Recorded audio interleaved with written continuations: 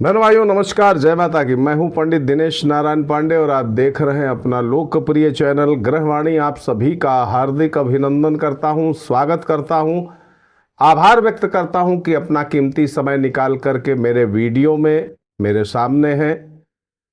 इस वीडियो में चर्चा होनी है मार्च के राशिफल की। 1 से लेकर के 31 मार्च के बीच में मेष राशि वालों को, मेष लग्न वालों को किस तरीके के परिणाम मिल सकते हैं। ये जो राशिफल है ये मुख्यतः चंद्र राशि पर आधारित है, लेकिन लग्न वाले भी इस वीडियो को देख करके मार्च महीने का कार्यक्रम निर्धारित कर सकते हैं।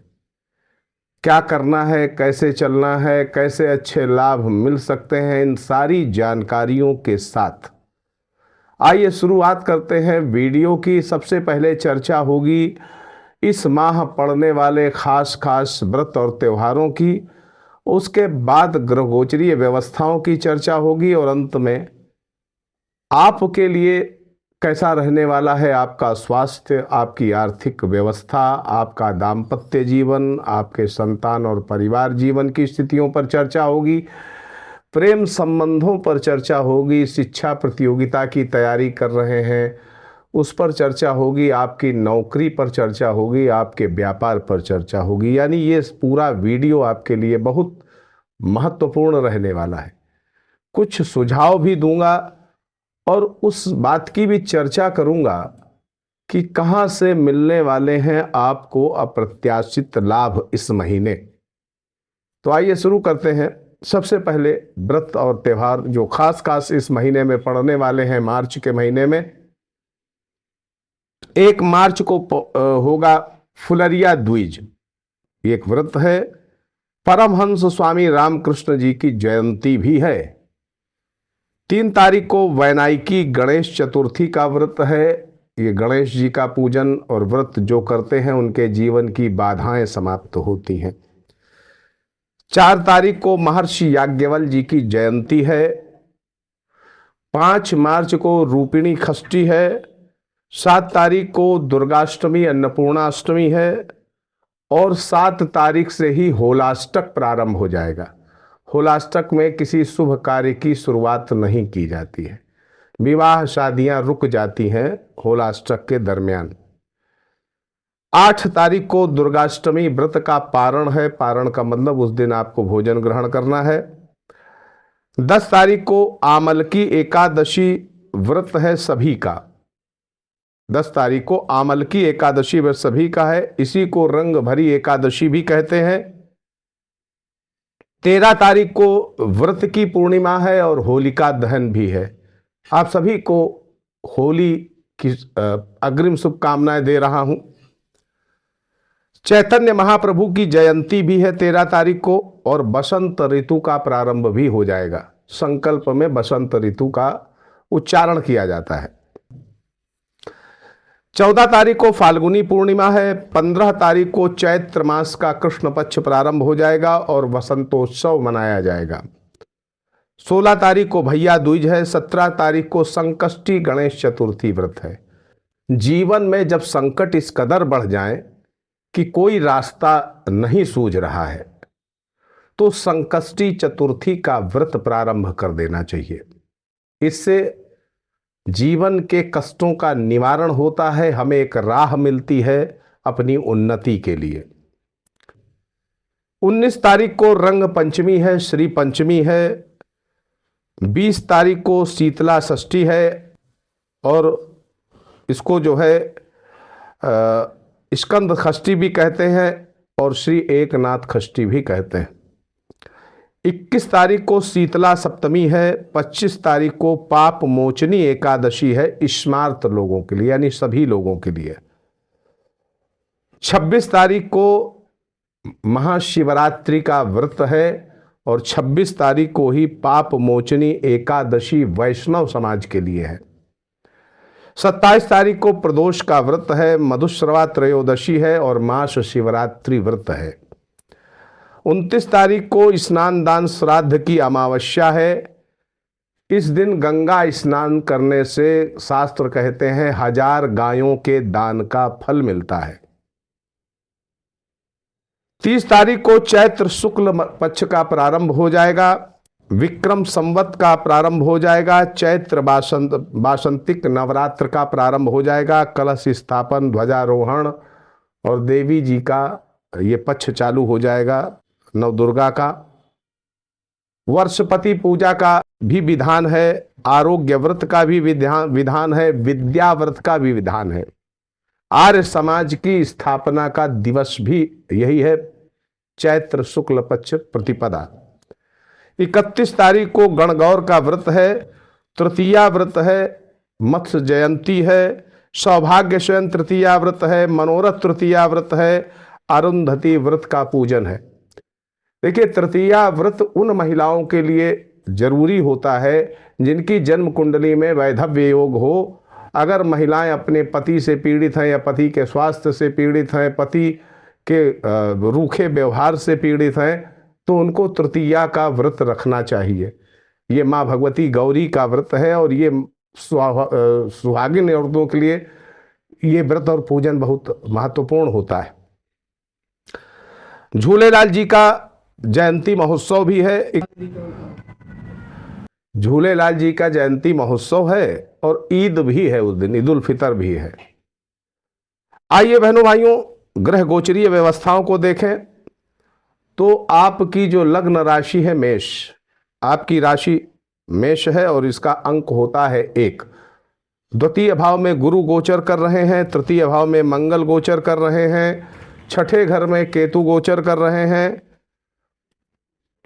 सूर्य और शनि ये एकादश भाव में गोचर कर रहे हैं। 14 तारीख के बाद सूर्य आ जाएंगे आपके द्वादश भाव में और 29 मार्च के बाद आपकी शनि की ढैया, शनि की 7.5 प्रारंभ हो जाएगी। पंच ग्रही 6 ग्रही का योग है, द्वादश भाव में राहु चंद्रमा शुक्र बुध पहले से गोचर कर रहे हैं मीन राशि पर। अब इस सबका प्रभाव समझेंगे उसके पहले कुछ विशेष परिवर्तन और विशेष जो योग बन रहे हैं उनकी भी चर्चा जरूरी है। सूर्य राशि परिवर्तन करेंगे 14 मार्च को, शनि राशि परिवर्तन करेंगे 29 मार्च को, 15 मार्च को बुध वक्री हो जाएंगे जो आपके तृतीयेश हैं और आपके षष्ठेश हैं। शुक्र वक्री हो जाएंगे 1 मार्च से ही और बुधादित्य योग मीन राशि पर 14 मार्च के बाद बनेगा। लक्ष्मी नारायण योग शुक्र बुध मीन राशि पर बना हुआ है। नीच भंग राजयोग मीन राशि पर बना हुआ है। राहु शुक्र से लंपट योग बन रहा है, राहु बुध से जड़त्व योग बन रहा है, सूर्य राहु से ग्रहण योग भी बन रहा है। तो ये रही ग्रह गोचरीय व्यवस्थाएं। क्या परिणाम मिलने वाला है आपको? सबसे पहले आपके स्वास्थ्य और आपके व्यक्तित्व पर चर्चा करें तो लग्नेश राशेश मंगल का तृतीय भाव में गोचर आपको पराक्रमी बनाएगा, समझदार बनाएगा, परिश्रमी बनाएगा। महीने की शुरुआत से ही आपकी सोशल कनेक्टिविटी अच्छी रहेगी, स्वास्थ्य अच्छा रहेगा, यात्राएं भी हो सकती हैं। महीने के उत्तरार्ध में कुछ इम्यून सिस्टम में कमजोरी दिख रही है, थकान, मानसिक थकान हो सकती है, मौसम जनित समस्याएं हो सकती हैं, सर्दी जुकाम, स्किन से जुड़ी समस्याएं हो सकती हैं, पेट से जुड़ी हुई समस्याएं हो सकती हैं, सर दर्द की समस्या हो सकती है। 29 मार्च के बाद से आप पूरे 30 साल बाद शनि 7.5 के प्रथम चरण में प्रवेश करने वाले हैं। इस माह देखें तो प्रतिस्पर्धाओं में विजय हासिल करेंगे, कोर्ट कचहरी के मामलों में भी विजय मिलेगी। न्याय विभाग से जुड़े लोगों के लिए ये महीना काफ़ी अच्छा रहेगा। आमोद प्रमोद भोग विलास पारिवारिक सुख शांति सब अच्छी रहेगी इस महीने मेष राशि वालों के लिए। आर्थिक व्यवस्थाओं की चर्चा करें तो बैंक बैलेंस के स्वामी शुक्र का द्वादश भाव में उच्च होकर के गोचर करना और वक्री अवस्था में गोचर करना, शनि के साथ में गोचर करना, जिस तरीके के आर्थिक लाभ शुक्र के द्वारा मिलने चाहिए वो नहीं मिलेंगे। द्वादश भाव में शुक्र वैसे भी उच्च का ही माना जाता है और ये अतुल धन संपत्ति देता है, लेकिन यहाँ शनि के साथ में युति 29 मार्च के बाद और राहु के साथ युति ये थोड़ा सा उस तरीके का लाभ नहीं दे सकती है। बैंक बैलेंस को स्थिर बैंक बैलेंस आपका स्थिर रहेगा, कुछ खास वृद्धि के संकेत नहीं दिख रहे हैं।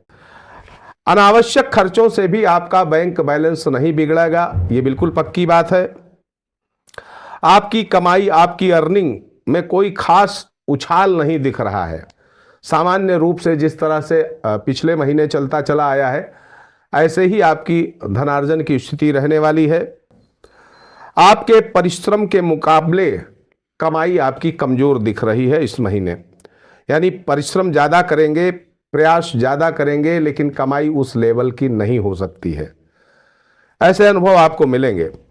वहीं भाग्य भाव का स्वामी और व्यय भाव का स्वामी गुरु आपके राशेष लग्नेश मंगल का जो एक तात्कालिक मैत्री संबंध है और नैसर्गिक मैत्री इनकी आपस में है ही, तो भाग्य पक्ष का प्रबल सहयोग मिलने वाला है। यानी बहुत से काम जो आपके पराक्रम से नहीं हो पाएंगे, जो आपकी मेहनत से नहीं हो पाएंगे, वो भाग्य पक्ष के प्रबल सहयोग से होना संभव है। पिता की आर्थिक व्यवस्था मजबूत होगी, पिता से आपको आर्थिक सहयोग भी काफी अच्छा रहेगा। उनके पीठ पीछे का संबल आपको काफी अच्छा मिलने वाला है। आय और व्यय में संतुलन आप इस महीने पूरी तरह से रख पाएंगे। इस माह आपके परिवार में दूर दराज क्षेत्रों अथवा विदेशों से धन प्राप्ति की काफी अच्छी संभावनाएं बन रही हैं। यानी आपके परिवार के कुछ सदस्य जो विदेशों से लिंक्ड हैं, उनके माध्यम से आपकी आय काफी अच्छी बढ़ सकती है। नौकरी की स्थिति को देखें तो नौकरी में आपके ऊपर काफी वर्कलोड बढ़ सकता है। आपकी जो सक्रियता है नौकरी में, मेहनत है, वो ज्यादा बढ़ सकती है। स्थितियां सम्मानजनक रह सकती हैं, आपका दबदबा, आपका सम्मान मेंटेन रहेगा। महीने के उत्तरार्ध में सहकर्मी, उच्चाधिकारी आपके ऊपर काफी प्रसन्न रह सकते हैं। शुरुआत में, महीने की शुरुआत में कार्यस्थल में टकराव से बचना चाहिए। व्यापार में देखें बहनों भाइयों तो सप्तमें शुक्र का द्वादश भाव में लग्नेश मंगल के साथ केंद्रीय योग में गोचर करना, यानी 4-10 के योग में गोचर करना व्यापार में सामान्य रूप से वृद्धि के संकेत दे रहा है। सामान्य रूप से वृद्धि के संकेत दे रहा है। कुछ नए अनुबंध जरूर मिल सकते हैं, कुछ विदेशी संबंध बन सकते हैं। पार्टनर्स के बीच में कुछ मतभेद उभर सकते हैं, कुछ अंडरस्टैंडिंग गड़बड़ हो सकती है। आयात निर्यात व्यवसाय से जुड़े लोगों के लिए व्यापार में वृद्धि और विदेशों से भुगतान संभव है। इस माह आप अपने कार्य व्यवसाय में ध्यान न दें, ऐसी पूरी संभावना दिख रही है। तो आप अपने कार्य व्यवसाय में अच्छे से ध्यान दें। आपको ऐसा नहीं करना चाहिए, अपने व्यापार के प्रति लापरवाह नहीं होना चाहिए। इस माह आपका व्यापार से ध्यान भटक सकता है, इससे बचना होगा। क्यों ऐसा मैं कह रहा हूं? ऐसा इसलिए कह रहा हूं कि राहु और शुक्र की युति लंपट योग बनाती है। आप अपने टारगेट को भूल करके कहीं और चले जाते हैं, यह आपके लिए ठीक नहीं है। दांपत्य जीवन की बात करें बहनों भाइयों तो जीवन साथी और आपके बीच की भी मिसअंडरस्टैंडिंग हो सकती है, भटकाव हो सकता है। जीवन साथी को स्वास्थ्य से जुड़ी कुछ समस्याएं भी संभव है, कुछ स्किन जैसी समस्याएं हो सकती है, एलर्जी जैसी संभावनाएं हो सकती हैं, तो केयरफुल रहिएगा। शिक्षा प्रतियोगिता की तैयारी में है तो महीने का उत्तरार्ध बहुत अच्छा है पूर्वार्ध की अपेक्षा। पूर्वार्ध में कुछ दिक्कतें दिख रही हैं। 15 तारीख के बाद का समय विदेशों में शिक्षा प्राप्ति की दिशा में प्रयास कर रहे हैं तो सफलता मिल जाएगी। प्रतियोगी परीक्षाओं में भी सफलता मिल सकती है, सफल हो सकते हैं। प्रेम संबंधों के लिए माह श्रेष्ठ है। सानिध्य और मुलाकातें बढ़ जाएंगी, खासतौर पर 15 तारीख के बाद में। इसके पहले रूठने मनाने वाली स्थितियां बनी रहेंगी। पारिवारिक रिश्तों की बात करें तो भाई बंधुओं, रिश्तेदारों, मित्रों के बीच सामंजस्य बना रहेगा। क्रोध से बचना चाहिए। संतानों का सुख और उन्नति ये दोनों ठीक है। उत्तरार्ध काफी अच्छा है पूर्वार्ध की अपेक्षा। अब बहनों भाइयों अगर हम देखें तो इस माह का खास जो पुरस्कार आपको मिल रहा है वो 2 जगहों से मिल रहा है। एक तो आपको भाग्य पक्ष का काफी अच्छा सहयोग मिलेगा। दूसरा, इस माह अप्रत्याशित रूप से आपके रोग भी समाप्त होंगे, ऋण भी समाप्त होंगे और शत्रु भी समाप्त होंगे। सामान्य स्वास्थ्य से संबंधित समस्याएं जरूर हैं, लेकिन कोई बड़ी समस्या नहीं दिख रही। जो पहले से किसी बड़ी बीमारी से परेशान है तो उनको इस माह राहत दिखेगी। आप सुखी रहे, समृद्ध रहे, इसी मंगलमयी कामना के साथ और होली की शुभकामनाओं के साथ मैं पुनः विदा लेता हूं। अगले वीडियो में फिर मिलूंगा आपसे, तब तक के लिए नमस्कार।